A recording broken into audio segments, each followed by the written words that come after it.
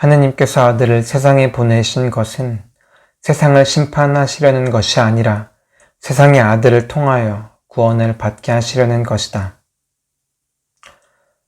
신학과 6학년 즈음에 저는 한 수녀님께 심리 상담을 받았습니다. 제 안에 풀리지 않던 마음의 응어리가 있었고 또 그것 때문에 홀로 외롭게 서 있다는 생각이 들었기 때문입니다. 어쨌든 한 달 동안은 그 수녀님과 싸웠던 것 같아요.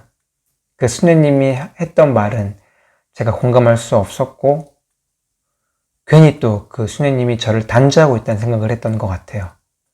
그리고 마찬가지로 하느님께서도 나를 단죄하고 있구나 이렇게 느꼈습니다. 그 수녀님께서 저한테 물었습니다. 한 달 정도 후에 박사님 여기 왜 오셨어요? 무엇을 위해서 여기 왔어요? 그 이야기를 듣는데 머리를 한 대 쿵 맞은 것 같더라고요. 아, 내가 지금 수녀님과 싸우고 있구나.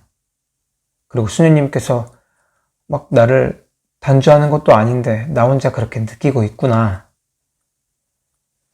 그래서 그 당시에 수녀님께서 정확히 기억이 나진 않지만 저한테 그렇게 말했던 것 같아요. 변화하고 싶다면, 학사님께서 변하고 싶다면 자신을 있는 그대로 바라보아야 한다고.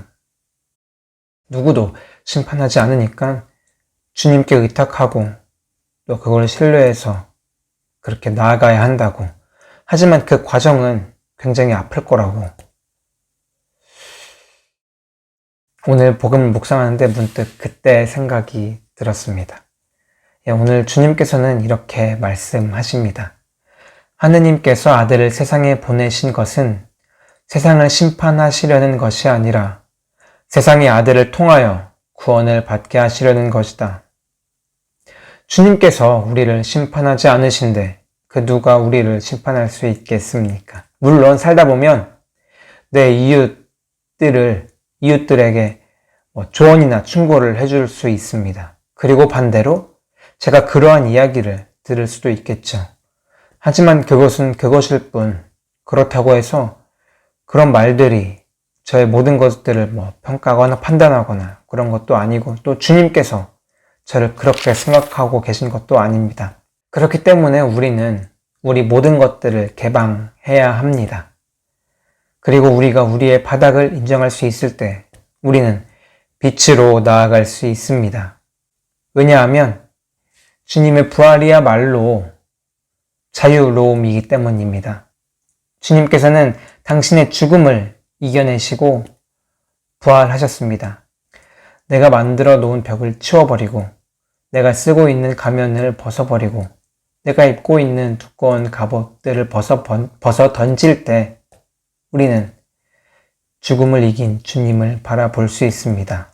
하지만 스스로를 직면하는 것은 어려운 일입니다. 그리고 또 대충 타협하며 사는 것이 아니라 의로움을 선택하는 것도 옳은 것을 선택하는 것도 쉽지 않습니다. 하지만 우리는 이러한 것들을 선택해야 합니다. 우리가 주님과 상관없는 삶을 살고 있다면 어떻게 주님께서 힘을 주실 수 있겠습니까? 우리가 현재의 순간에 만족한다면 어떻게 주님께서 삶의 기쁨을 우리에게 주실 수 있겠습니까? 우리가 원하지 않는다면 주님께서는 그 새 생명을 저희에게 주실 수 없습니다. 내 마음속 깊은 곳에 있는 그 하느님을 따르고자 하는 그 마음을 찾아야 합니다. 그렇게 직면할 수 있을 때 우리는 빛으로 나아갈 수 있을 것입니다. 호세아서 말씀으로 강론 마치고자 합니다. 자, 주님께 돌아가자. 그분께서 우리를 잡아 찢으셨지만 아픈 데를 고쳐주시고 우리를 치셨지만 싸매 주시리라. 이틀 뒤에 우리를 살려주시고 사흘째 되는 날에 우리를 일으키시어 우리가 그분 앞에서 살게 되리라. 그러니 그분을 알자. 주님을 알도록 힘쓰자. 그분의 오심은 새벽처럼 어김없다.